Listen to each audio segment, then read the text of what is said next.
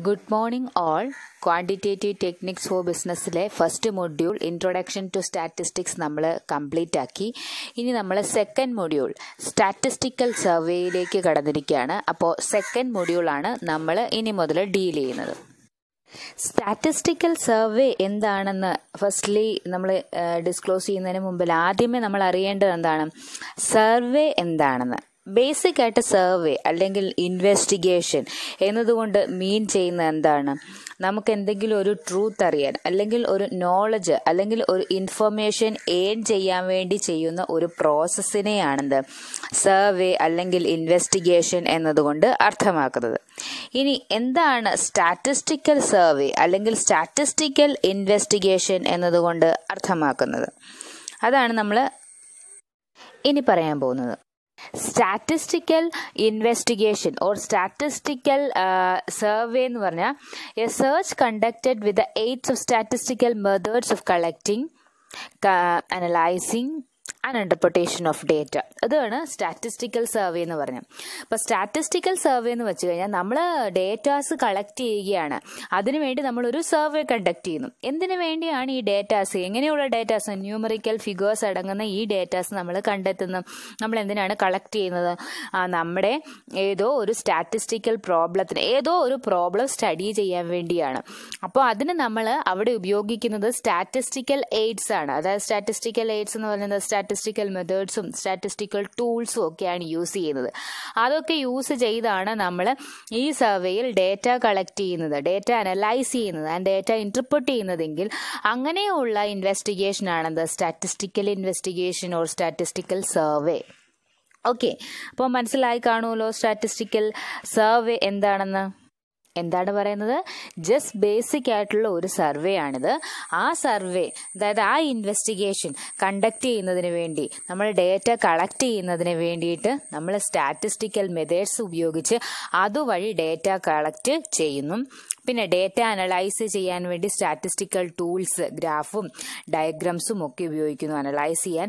Interpret ചെയ്യാൻ statistical methods, test ചെയ്യാൻ ഓരോരോ testing, Z test, T test, ANOVA, അങ്ങനെ ഒരുപാടുള്ള സ്റ്റാറ്റിസ്റ്റിക്കൽ ടെസ്റ്റുകളും ഒക്കെ നമ്മൾ യൂസ് ചെയ്യുന്നുവെങ്കിൽ അങ്ങനെയുള്ള സ്റ്റാറ്റിസ്റ്റിക്കൽ സർവേസ്, അങ്ങനെയുള്ള സർവേസിനെയാണത് സ്റ്റാറ്റിസ്റ്റിക്കൽ സർവേ എന്ന് പറയുന്നത്. ഇനി ഈ സ്റ്റാറ്റിസ്റ്റിക്കൽ സർവേസ് അല്ലെങ്കിൽ സ്റ്റാറ്റിസ്റ്റിക്കൽ ഇൻവെസ്റ്റിഗേഷൻസ് രണ്ട് സ്റ്റേജസിലൂടെയാണ് കടന്നു പോകുന്നത്. ആ സ്റ്റേജസ് എന്തൊക്കെയാണെന്ന് നമുക്ക് നോക്കാം. ഫസ്റ്റ് സ്റ്റേജ് എന്ന് പറയുന്നത് planning and designing of enquiry and second stage executing A statistical enquiry. ഇങ്ങനെ രണ്ട് സ്റ്റേജസ് ആണ് സ്റ്റാറ്റിസ്റ്റിക്കൽ ഇൻവെസ്റ്റിഗേഷന് വേണ്ടിയിട്ട് ഉള്ളത്.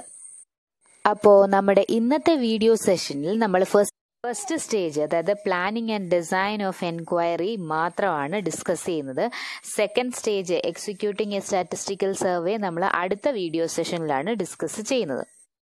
ഒരു സർവേയുടെ, ഒരു സക്സസ്ഫുൾ സർവേയുടെ ഇമ്പോർട്ടന്റ് എലമെന്റ് എന്ന് പറയുന്നത് എന്താണ്, ഒരു വെൽ പ്രിപ്പയർഡ് പ്ലാൻ ഉണ്ടായിരിക്കുക എന്നതാണ്. അപ്പോൾ പ്ലാൻ എന്ന് വെച്ചാൽ എന്താണ്, പ്ലാനിങ് നമ്മൾ നേരത്തെ ഒരുപാട് പറഞ്ഞിട്ടുള്ള കാര്യമാണ്. എന്താ, തിങ്കിങ് ഇൻ അഡ്വാൻസ്. നേരത്തെ നമ്മൾ ചിന്തിക്കുകയാണ് എന്താണ് നമ്മൾ ചെയ്യാൻ പോകുന്ന കാര്യങ്ങൾ, അത് നേരത്തെ ഒന്ന് ചിന്തിച്ച് വെക്കുന്ന, മൈൻഡിൽ സെറ്റ് ചെയ്ത് വെക്കുന്നതാണ് എന്ത് പ്ലാനിങ് എന്ന് പറയുന്നത്. ഇത് സർവേക്ക് വേണ്ടിയാകുമ്പോൾ എന്ത് വരുന്നു, ആ സർവേ എങ്ങനെയായിരിക്കണം എന്നുള്ളത് നമ്മൾ നേരത്തെ എന്ത് ചെയ്തു, പ്രിപ്പയർഡ് ആയിട്ടിരിക്കുന്നു. നമ്മൾ മുമ്പ് പറഞ്ഞ പ്രകാരമാണെങ്കിൽ സർവേ എന്താണ്, survey is A process of collecting data. നമ്മൾ ഡേറ്റ കളക്ട് ചെയ്യുന്ന ഒരു പ്രോസസ്സാണ് ജസ്റ്റ് സർവേ. സ്റ്റാറ്റിസ്റ്റിക്കൽ സർവേ ആകുമ്പോൾ അവിടെ സ്റ്റാറ്റിസ്റ്റിക്കൽ ടൂൾസ് യൂസ് ചെയ്യുന്നു എന്നല്ലേ.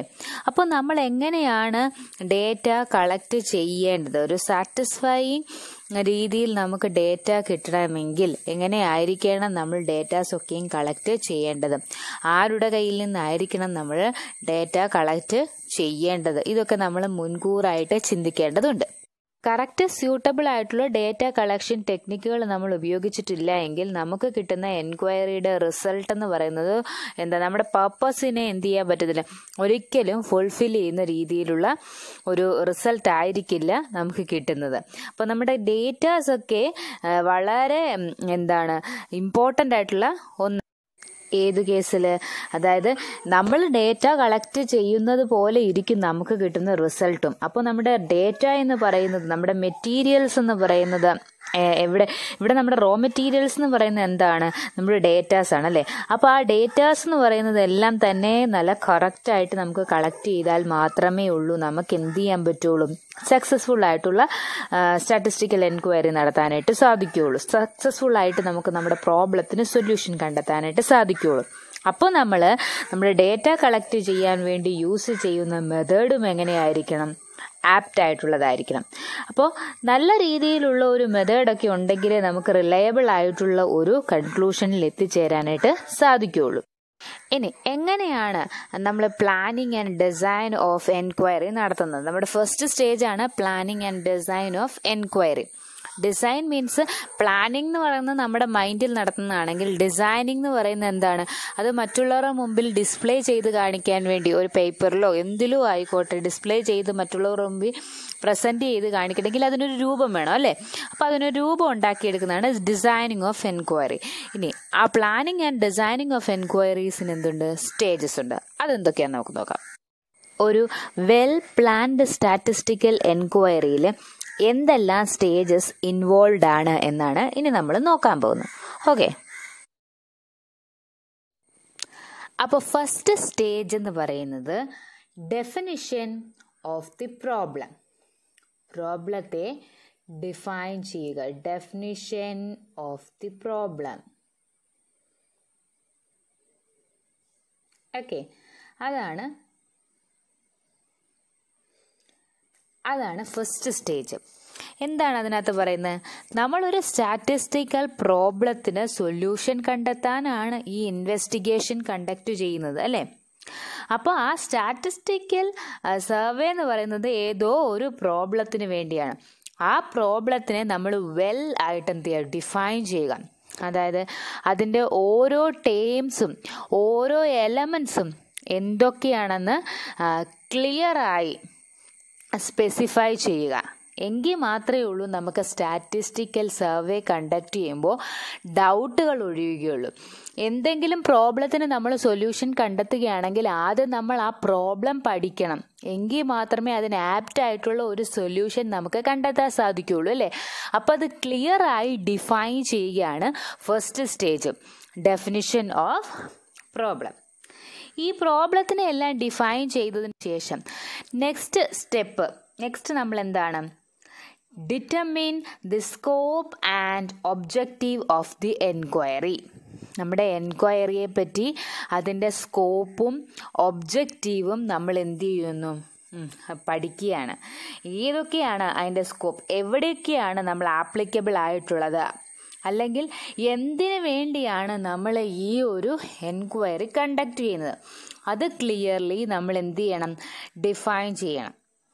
സ്കോപ്പ് എന്ന് വെച്ചാൽ അതിൻ്റെ സാധ്യതകൾ.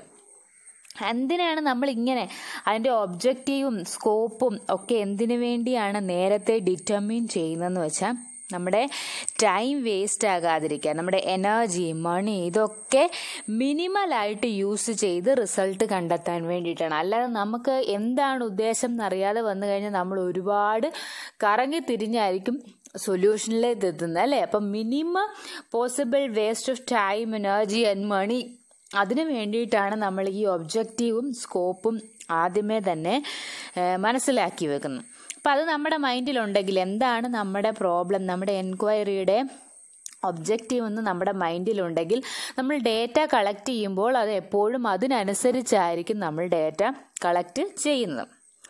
അതേപോലെ തന്നെ നമ്മുടെ സ്കോപ്പ് ഓഫ് എൻക്വയറി എന്ന് പറഞ്ഞു കഴിഞ്ഞാൽ നമ്മുടെ ഏരിയ ടു ബി കവേർഡ്, നമ്മുടെ സാധ്യതകൾ, എത്ര ഏരിയയിലാണ് നമ്മൾ ഇത് കണ്ടക്ട് ചെയ്യുന്നത്.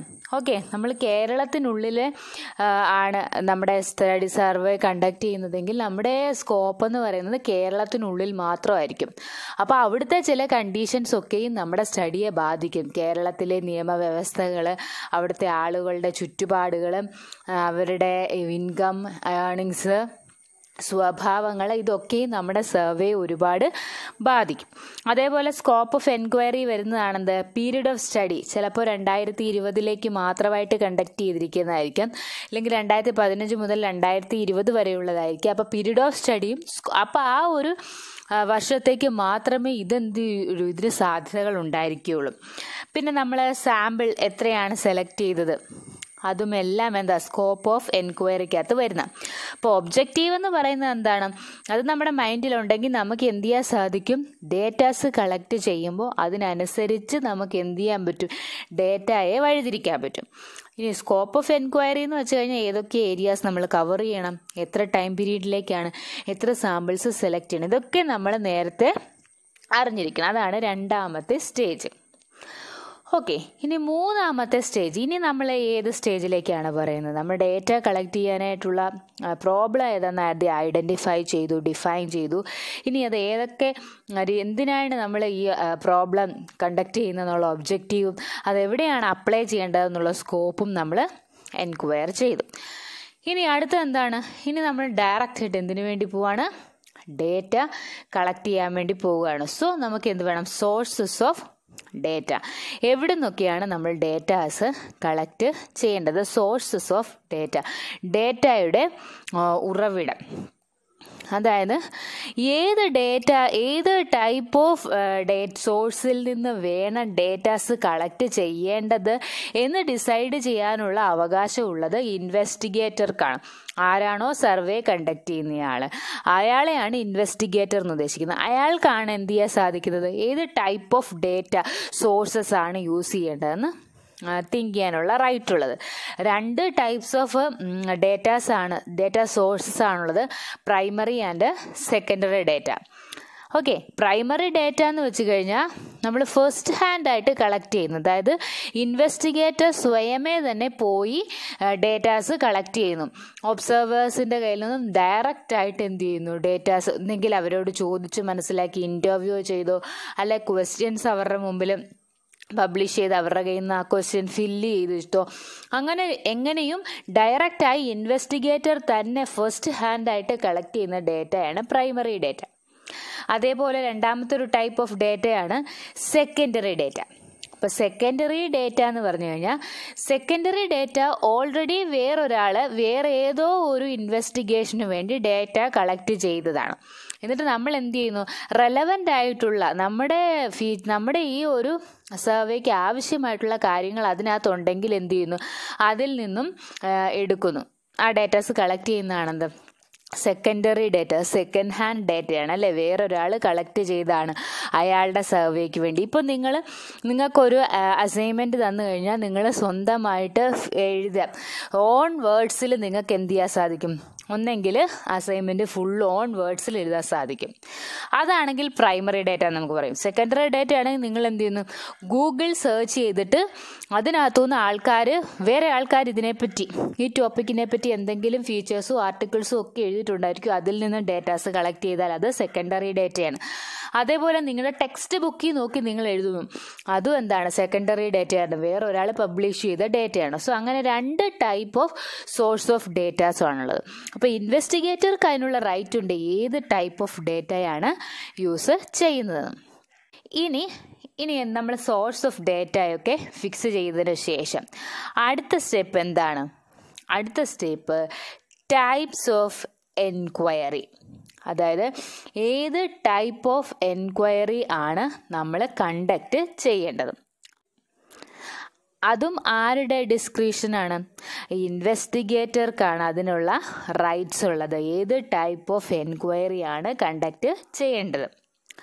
അതായത് ഒന്നെങ്കിൽ അയാൾക്ക് എന്ത് ചെയ്യാം, സെൻസസ് മെത്തേഡ് ഉപയോഗിച്ച്, പല ടൈപ്പ് ഉണ്ട് അതിനകത്ത്, സെൻസസ് മെത്തേഡ് ഉപയോഗിച്ച് ഡേറ്റ കളക്ട് ചെയ്യാം, എൻക്വയർ ചെയ്യാം. സെൻസസ് മെത്തേഡ് എന്ന് വെച്ച് കഴിഞ്ഞാൽ നമ്മൾ ഏതാണോ സ്റ്റഡി ചെയ്യുന്ന പോപ്പുലേഷൻ എന്ന് വെച്ച് കഴിഞ്ഞാൽ നമ്മൾ ഡേറ്റാസ് കളക്ട് ചെയ്യാൻ എടുക്കുന്ന, ആരുടെ കയ്യിൽ നിന്നാണോ ഡേറ്റ കളക്ട് ചെയ്യുന്നത് ആ ഫുൾ ആൾക്കാരെ, ഞാൻ നേരത്തെ പറഞ്ഞിട്ടുള്ളൊരു എക്സാമ്പിളാണ്.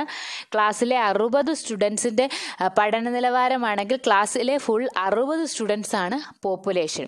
ആ 60 പേരിൽ നിന്നും ഡേറ്റ കളക്ട് ചെയ്യുന്നത് സെൻസസ് മെത്തേഡ്. അതേപോലെ വേറൊരു എൻക്വയറി ആണെന്ന് സാമ്പിൾ. അതിനകത്തും നമുക്ക് എന്ത് ചെയ്യാം, കുറച്ച് പേരെ സാമ്പിൾസ് ആയിട്ട് സെലക്ട് ചെയ്ത് അങ്ങനെയും നമുക്ക് എൻക്വയറി കണ്ടക്ട് ചെയ്യാം. ഓക്കെ, അപ്പോൾ ടൈപ്പ് ഓഫ് എൻക്വയറി സെൻസസ് ഉണ്ട്, സാമ്പിൾ ഉണ്ട്, അങ്ങനെ പല തരത്തിലുള്ള ടൈപ്പ് ഓഫ് എൻക്വയറീസ് ഉണ്ട്. ഏതോ ടൈപ്പ് ഓഫ് എൻക്വയറി വേണം നടത്തേണ്ടത്, അവനവൻ്റെ സർവേയിൽ ഏതാണ് ബെസ്റ്റ് എന്ന് ഡിസൈഡ് ചെയ്യാൻ ഉള്ള റൈറ്റ് ഇൻവെസ്റ്റിഗേറ്റർക്ക് ഉണ്ട്. അപ്പോൾ ഇൻവെസ്റ്റിഗേറ്റർ ഏത് ടൈപ്പ് ഓഫ് എൻക്വയറിയാണ് വേണ്ടതെന്ന് ഡിസൈഡ് ചെയ്യുന്നു. ഇനി നെക്സ്റ്റ് സ്റ്റെപ്പ് എന്ന് പറയുന്നത്, ഇനി അടുത്ത സ്റ്റേജ് എന്ന് പറയുന്നത് സ്റ്റാറ്റിസ്റ്റിക്കൽ യൂണിറ്റ്. യൂണിറ്റ് എന്ന് വെച്ചാൽ എന്താണ്? ഇപ്പം നമ്മൾ സാധാരണഗതിയിൽ എന്തോ അളക്കാൻ ഉപയോഗിക്കുന്ന ഒന്നാണ് യൂണിറ്റ് അല്ലേ? അതേപോലെ തന്നെയാണ് ഇവിടെ സ്റ്റാറ്റിസ്റ്റിക്കൽ യൂണിറ്റ് എന്നതുകൊണ്ടും അർത്ഥമാക്കുന്നത്. Unit in terms of which the investigator measures the variable selected four enumeration, analysis and interpretation. അതായത് എന്യൂമറേഷനും അനാലിസിസ് ആൻഡ് ഇൻ്റർപ്രിട്ടേഷനും വേണ്ടിയിട്ട് ഒരു സ്റ്റാറ്റിസ്റ്റിക്കൽ വെയ്റ്റ് ഏതാണോ യൂണിറ്റ് അയാൾ ഡിഫൈൻ ചെയ്യുന്നതാണ്. ഫോർ എക്സാമ്പിളായിട്ട് പറയുകയാണെങ്കിൽ ഇപ്പം 2 ടൈപ്പ് സ്റ്റാറ്റിസ്റ്റിക്കൽ യൂണിറ്റ്സ് ഉണ്ട്. അതിലിപ്പോൾ ഓരോന്നൊരു എക്സാമ്പിൾ പറയുമ്പോൾ നിങ്ങൾക്ക് മനസ്സിലാകും. Unit of enumeration and unit of analysis and interpretation, അങ്ങനെ 2 ടൈപ്സ് ഓഫ് യൂണിറ്റ്സ് ആണുള്ളത്. അപ്പോൾ ഒന്നാമത്തെ യൂണിറ്റ്സ് പറയുമ്പോൾ നിങ്ങൾക്ക് ഒരുപാട് മനസ്സിലാകും. യൂണിറ്റ് ഓഫ് എന്യൂമറേഷൻ എന്നതുകൊണ്ട് അർത്ഥമാക്കുന്നത് ഇപ്പം മീറ്റർ, ടൺ, അവർ, ഒരു വർക്കർ, കിലോഗ്രാം, കിലോ വാട്ട്സ്, അങ്ങനെ ഓരോരോ യൂണിറ്റുകളില്ലേ. സിമ്പിൾ എന്യൂമറേഷൻ വേണ്ടിയിട്ടുള്ള സിമ്പിൾ യൂണിറ്റുകൾ, അതിനെയാണ് യൂണിറ്റ്സ് ഓഫ് എന്യൂമറേഷൻ എന്ന് പറയുന്നത്. ഓക്കെ, യൂണിറ്റ് ഓഫ് എന്യൂമറേഷൻ നമ്മൾ ഓരോരോ കാര്യങ്ങൾക്കും യൂണിറ്റ് കൊടുക്കുകയാണ് അല്ലേ. ഇത്ര നമ്പർ ഓഫ് വർക്കേഴ്സിനെയാണ് ഞാൻ എന്ത് ചെയ്യുന്നത്, എൻക്വയർ ചെയ്യുന്നത്. അപ്പം നമ്പർ ഓഫ് വർക്കേഴ്സ് വന്നു. ഓക്കെ, അല്ലെങ്കിൽ ഇന്ന ക്വാണ്ടിറ്റി ഡിമാൻഡിലെ ചേഞ്ചസ് ആണ് ഞാൻ നോക്കുന്നത്. 100 tons of quantity demanded changes ആണുള്ളത്.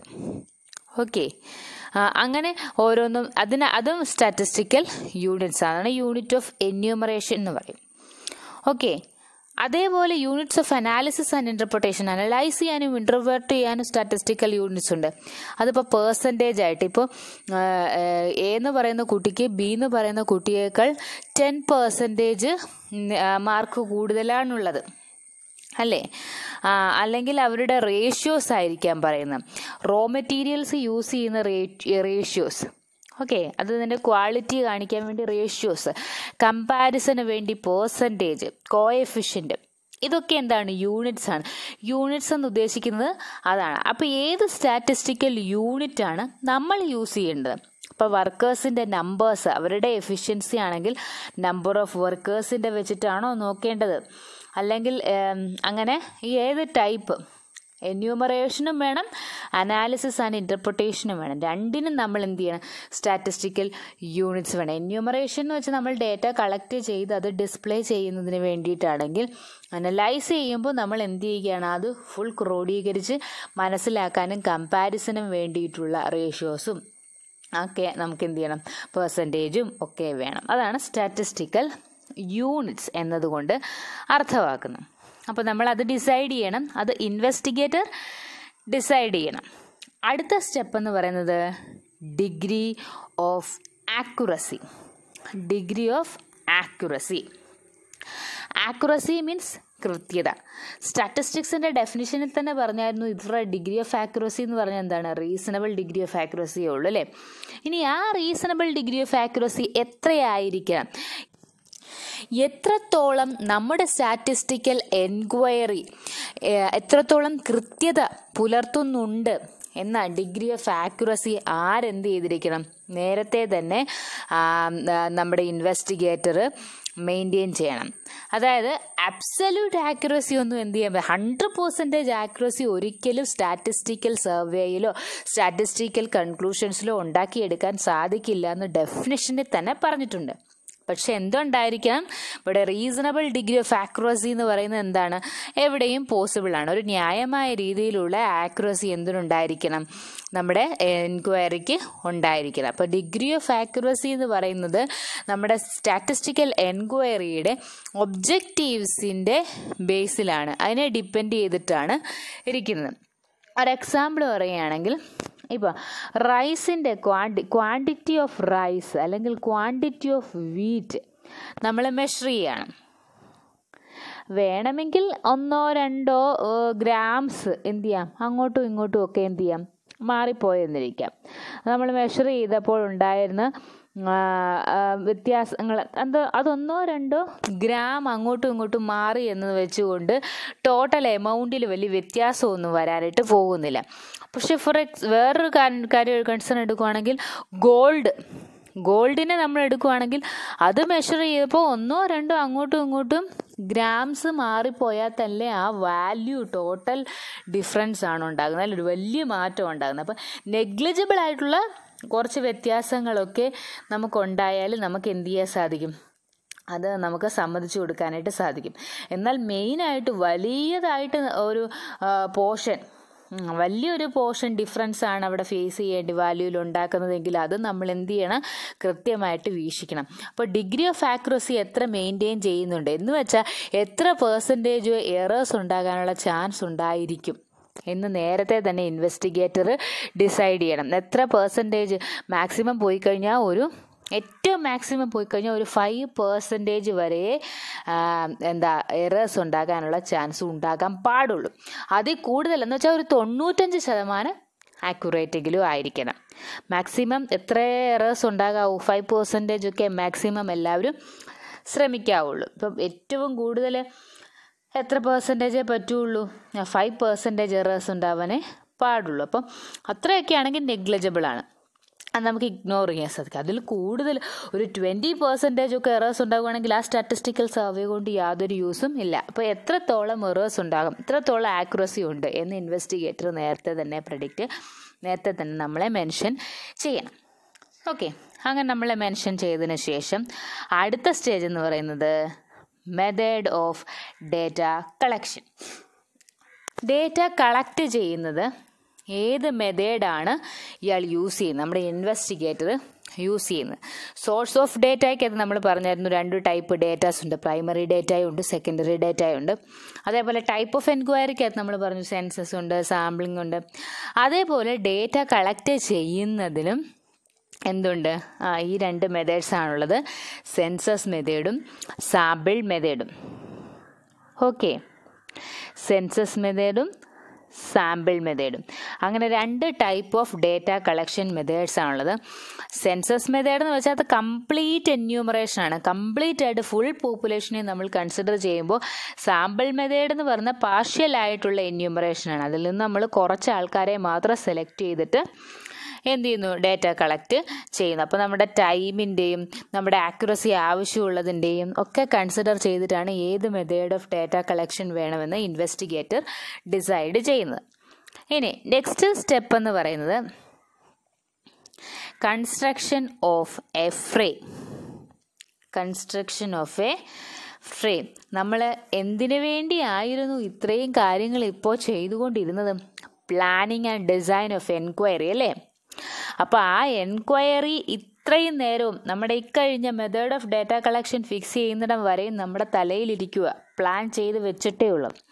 ഇനി അത് നമ്മൾ എന്ത് ചെയ്യണം? ഒരു പേപ്പറിലേക്കോ അല്ലെങ്കിൽ മറ്റെന്തിലേക്കോ ഈ എൻക്വയറി ഫ്രെയിം ചെയ്ത് വെച്ചിരിക്കണം, ലിസ്റ്റ് ചെയ്ത് വെച്ചിരിക്കണം അല്ലേ? എന്തിനു വേണ്ടിയാണ്?